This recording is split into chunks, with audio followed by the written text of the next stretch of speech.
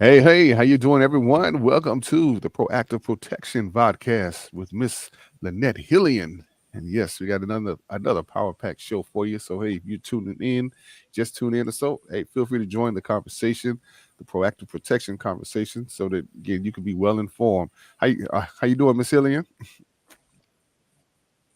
I'm doing Hey. great today. Oh, How about you? okay, good. All right. Hopefully we don't have a delay here and everything now. So you can hear me correct, right? Yeah, it seems like it on your end, like Yeah. it sometimes it's not delayed and sometimes it is. Okay, all So right. I'm not sure what's going on with that, but All right. Well, hey, well, look, I'm gonna let you go ahead and take it away, and I'm gonna try to fix some things over here. All right, there you go. okay. All right. Happy Wednesday, everyone. It's good to be here with you again. And so today's topic, and I've talked about it several times. You've heard me use the terms permanent. You've heard me use the terms term as well. So I wanted to go a little bit more in depth with, well, what exactly is permanent proactive protection? What is that? What does that mean? And how is that different from term proactive protection? So the two terms are permanent proactive protection, and then you have term proactive protection. So let me start with term because it's extremely it's cut and dry. So with a term proactive protection policy, what that means is again term meaning another word meaning period of time.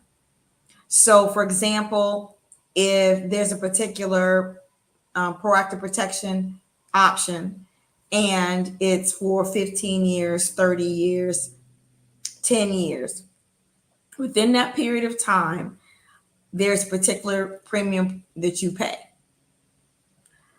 So once that period or that term is over, you may be able to renew it. Or you may say, well, I would like to not extend it, but I would like to have another term policy for another 10 years. So things to keep in mind in that instance is that you have to remember that you're depending on the term or period of 10, 15, or 30 years, that you're older. You're 10 years older, 15 years older, 30 years older from when you initially were issued the particular proactive protection policy. And keep that in mind. The other thing is this also, depending on which type of term you have, some instances it'll have where there's a specific period.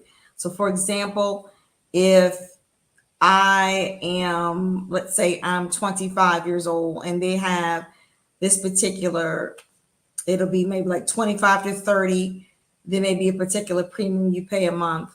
But then when you become older than 30, and then maybe 30, maybe 31 to 35, then of course you may see an increase in the premium that you'd have to pay for it for that particular policy. So that's something else you want to keep in mind because I've seen it where sometimes they have different, I want to say they call them like different like brackets of ages.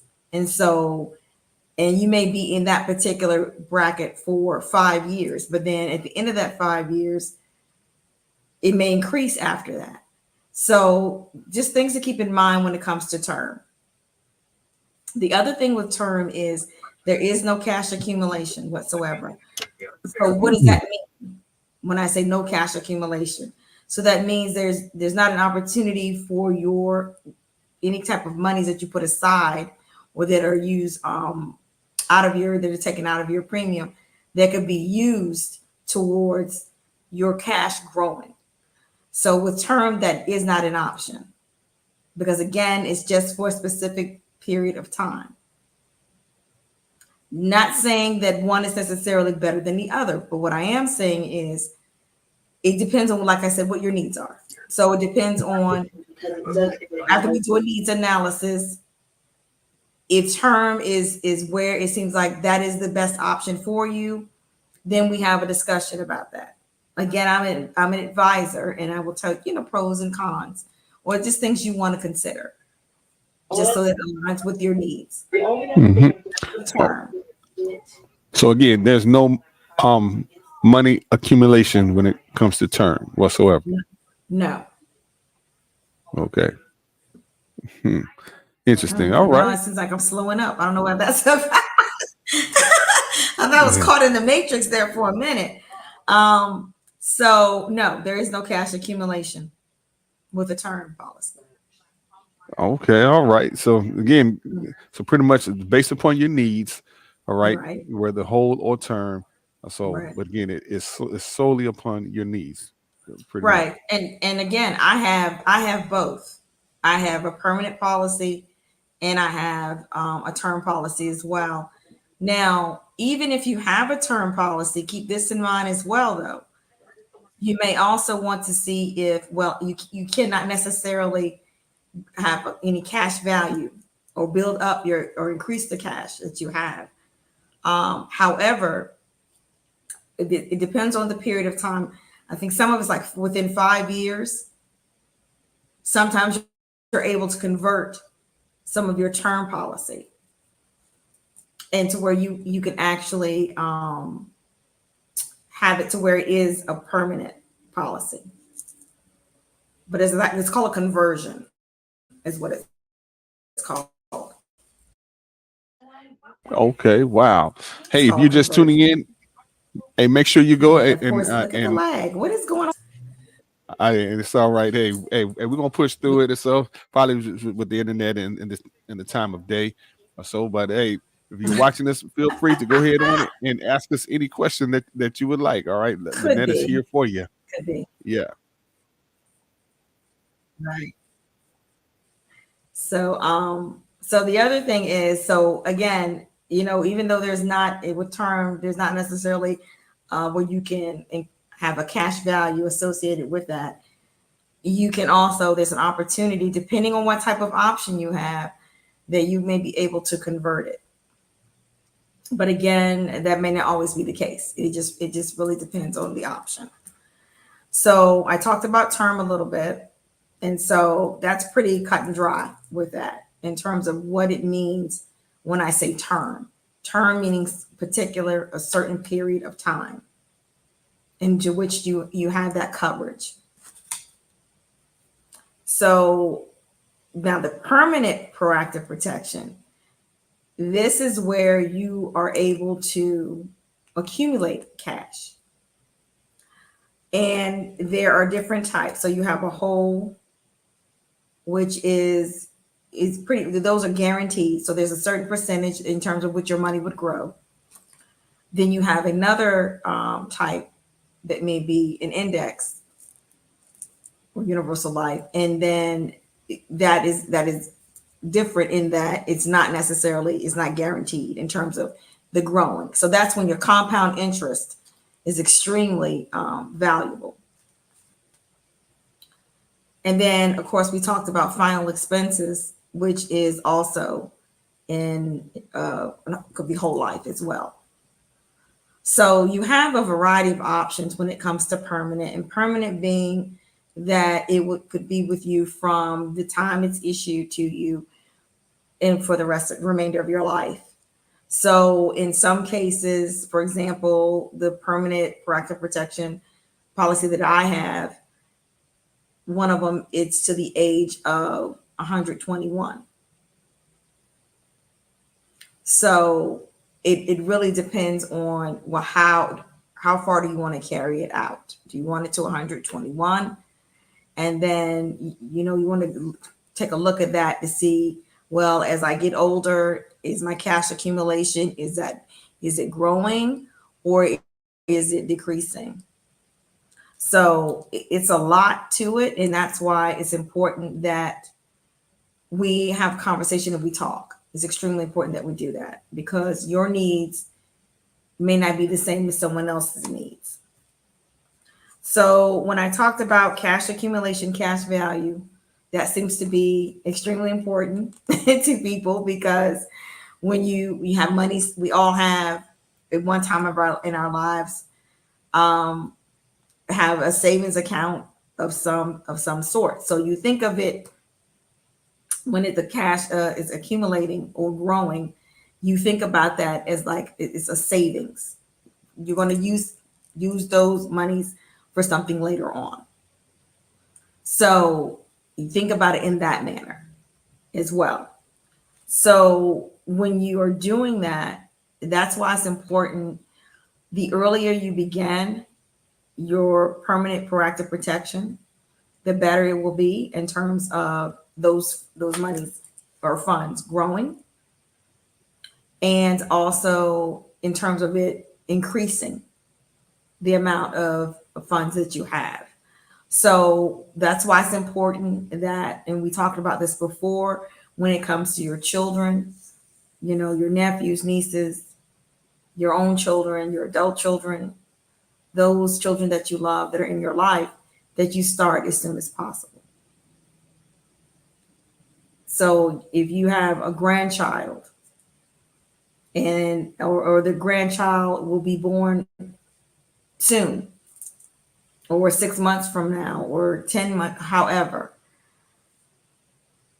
it's a great time to start thinking about that now, that once the child is born, that with some carriers, when I say carriers, I mean insurance companies, have, for example, where I know of one where the coverage for them in terms of the permanent proactive protection begins at 15 days old. You can actually apply and get qualified so that the child in your life has that coverage from from 15 days old. And in some other instances, it may be older. So, and the other thing, not just with children, but think about you yourself. So, for example, if I am looking for final expenses, or if I'm looking for something and I may be in my early 40s, I may be late 40s, still, also, this applies to you as well. So do want to talk to an advisor to see exactly what your options are. So that's extremely important that you do that. So I don't want you to think it's just for the very young, because there are some carriers that will actually provide coverage. You of course have to qualify when you apply for it, but you actually be able to get coverage based on, there's different criteria that they use.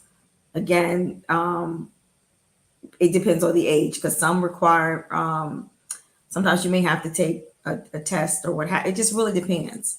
So I don't want anyone to get apprehensive when I say the word test.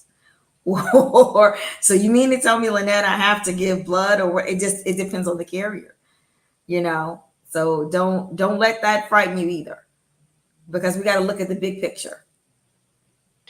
We have to look at the big picture. Hmm.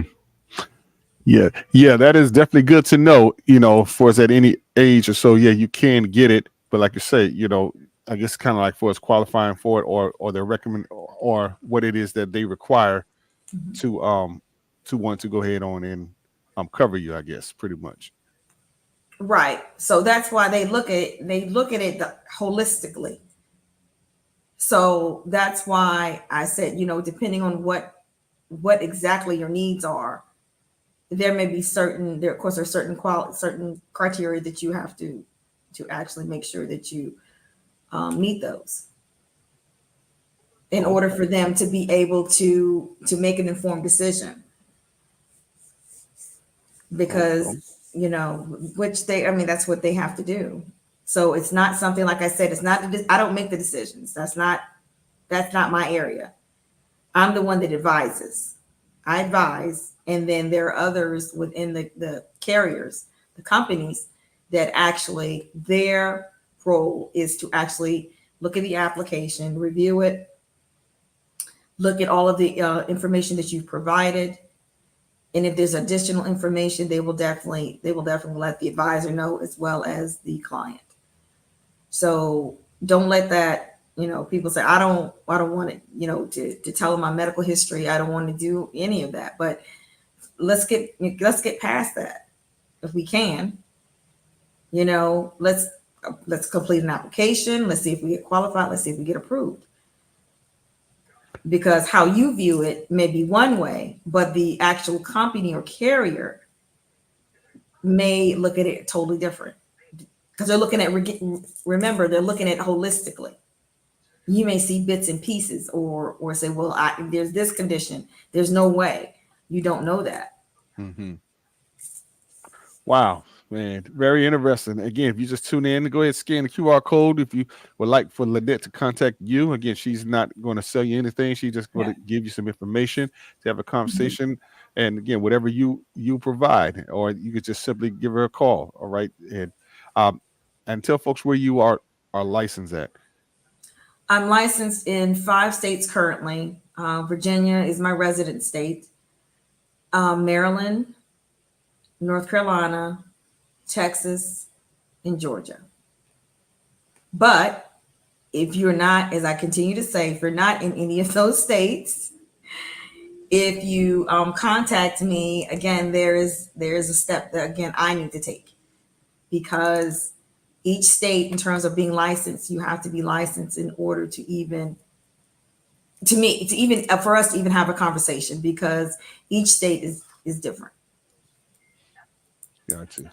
Each state is different. So don't let that be a hindrance, in terms of, well, I can't even talk to you because you may not be in my state. Well, there's something I have to do on my part. So don't let that,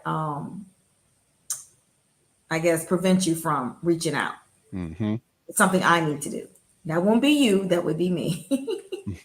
Yeah, you said something interesting about what made a comment about for us people telling you their history, or just telling anybody their medical Mm-hmm. history. That's definitely something very private, or people keep safe-hearted. Mm-hmm. Kind of even like, with the credit and things like that. Right.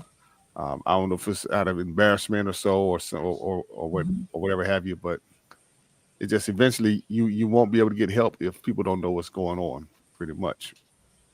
Right. I mean, you have to think about this. You are asking in terms of for some type of proactive protection, whether that be term or permanent. And so the carriers have to look at the entire picture, in terms of what some of those conditions may be. So again, with the permanent, if there is, for example, we talked before about living benefits as well.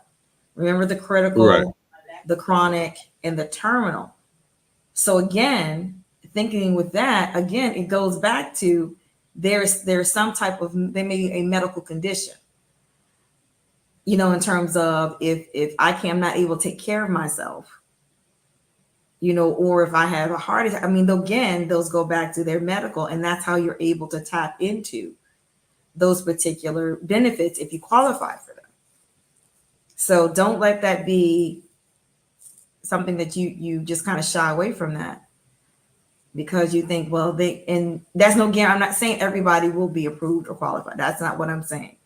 I'm just saying that you have to give all the information so that an informed decision can be made, whether to offer coverage or not to offer coverage. But you won't know unless you apply. And that's always the first step, and that's the most difficult step, I guess. Right, it is. People don't. You and I talk about this all the time. What are our priorities? What's important to us? Right. I'm not saying don't enjoy life. That's not what I'm saying at all. I'm not saying not enjoy life, but what I'm saying is we have the present, reflect upon the past, we have the present, but also prepare for the future. So I'm not saying do not enjoy it. That's not what I'm saying. Life is short. It's meant to be enjoyed. But you also want to make sure you have different things in place. You want to have things in place so that if something does occur, then it's not as stressful on you, or it's not as a greater stress on your loved ones and your family members. So we want to make sure of that. Right. Because A person whose mindset is, hey, look, I'm living for the day, for the present, or so. Mhm. Eventually, it'll change because life always happens. It does. Yeah, It yeah. does. It changes. That's true. It does. And I'm And- slowing down. Oh my yeah, goodness. yes, yes, He is yes. slowing down. Man. Yeah. Well, So, well, again, that's why this is called the Proactive Protection Vodcast, because again, we have to learn how to be proactive with our future, with our health, with mhm. everything in life. It's all about pretty much a mindset, changing your mindset. All right, and once you do Right. that, then you'll definitely start to have change. And that's why I don't want people to look at when I talk about proactive protection, don't look at it as, I said this before, people hear the word insurance, they only think death. And we have to change our mindset that it's not just about that. It's about, our quality of life. And again, I continue to say we're living a lot longer these days. So we have to look at it different. We have to change the narrative on it and not think of it just as this. She's talking about death and people don't want to deal with, that aspect. Death is inevitable. It Right, is. It is. But, you know, prepare for it, just like you prepare for anything else.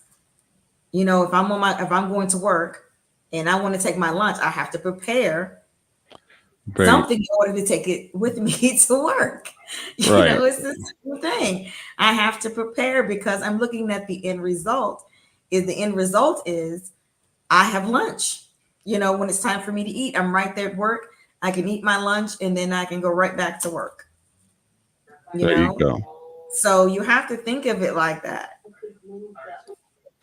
Now, I got a question. So say if life happens to a person, all right, Mhm. and they're in a car accident or whatever, things like that, and so they don't Mhm. have the proactive protection. Um, for us, and again, I don't know if you would know the answer to it, but what if they did apply or so or look into it after the fact? Would that still be beneficial for them? It depends. A lot of times that's why I do have to do a needs analysis with people first because it's not linear. Like if this happened, then this is going to be the result. So we need to look at the overall picture to see, how and if that will impact you at all when you apply. So that's why it's important that even still, if something were to happen, that you have a conversation with me Right. and we go Wow. from there. So even after the fact, it's still based upon your needs or so, and um, yeah, yeah, yeah, pretty much. Hmm. Yeah, Wow. it's pretty much based on that. And it just really depends. I can't say one or the other, you know, and I don't want people to think that, well, yes, you were in a car. Okay. Now, how does that impact your health? Because again, there's some guidelines that we also take a look at in terms of, well, we can always let's just apply and see. But that's why it's important to be honest and upfront. Right. You and I tell people all the time, I'm transparent when it comes to that. You can trust me when I'm talking to you. What you're saying to me is confidential information.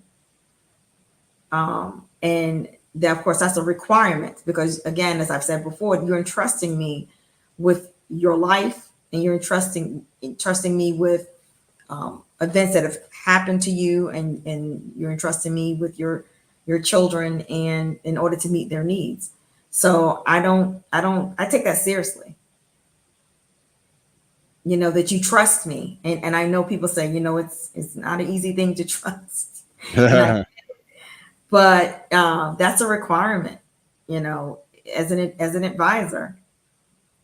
I'm required to treat your in anything that you in any information you share with me about your medical history, and but of course information would be passed on to the actual carrier, because again, they're the ones that make decisions. The underwriters make the decision. I don't make the decision. They make the decision. I'm the one that gathers the information, and then as we're completing the application together. So it's not the sense that when I say apply, that I say, here's an application, I need you to fill this out. That's not how I do. I don't do that. So let's say you do contact me and we set up a time to talk. It can be by Zoom. I prefer Zoom, especially if there's some distance between us.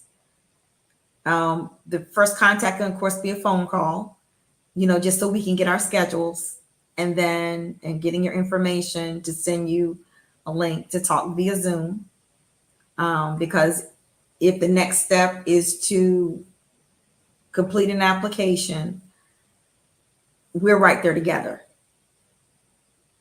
And so as I'm completing it, you're giving me the information. As I'm completing it, you're able to see what I'm putting on the application.